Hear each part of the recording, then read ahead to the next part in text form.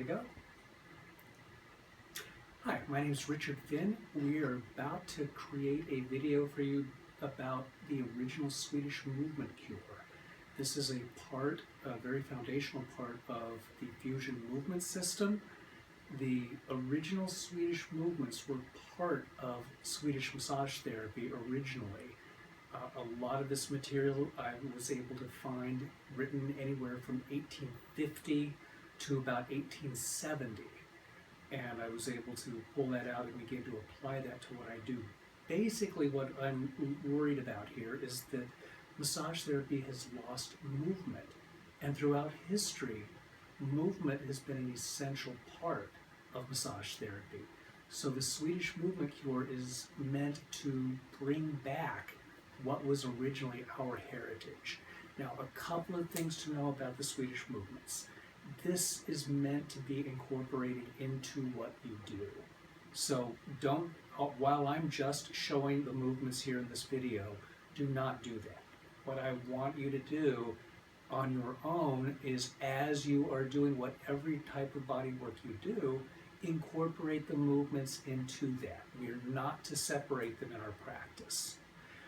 Number two, this is not a panacea. This does not fix everything.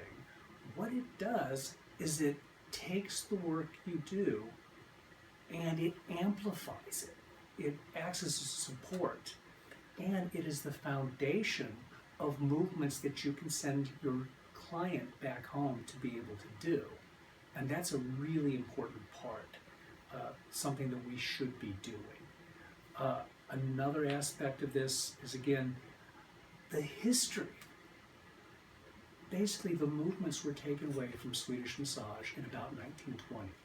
That is the last time I was able to locate books that included the Swedish movements.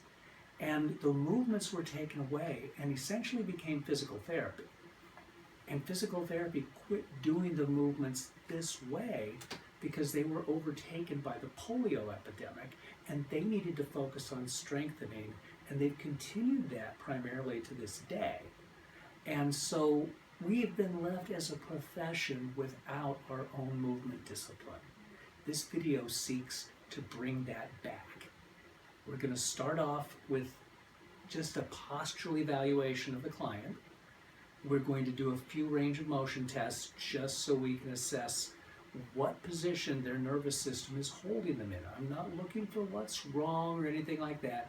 What I'm looking for is, what are the muscles doing? How are they holding a person there? Because the muscles do what the nerves tell them. And then what we're going to do is do the movements. Now, the movements are based on a couple of different things.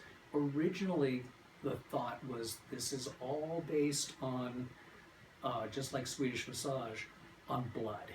And so the idea was, as we shorten the muscles here, the blood squirts out, we lengthen the muscles, and the blood comes back in. Now, that is also accompanied by a pause between maximal shortening and maximal lengthening. And so we're going to do this according to the directions given by George Taylor and Charles Fayette Taylor. We're going to do 4 to 6 repetitions, and we're going to do this passively. That's the first stage of the movement cure, is to do this passively. Now, I like to start passively, do whatever my body work is, and then possibly end actively and give the person a take-home program to be able to do.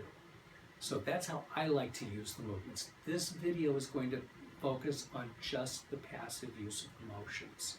But we have 3 different phases. We have the active one to start with, the passive to start with, the active to end with, and then the home care component of it. And that's the type of thing we would be showing in the seminar. But in this video, we'll see how this works, and then we'll test and see afterwards to see what changes may have occurred just using this apart from regular body work. And again, don't do that at home.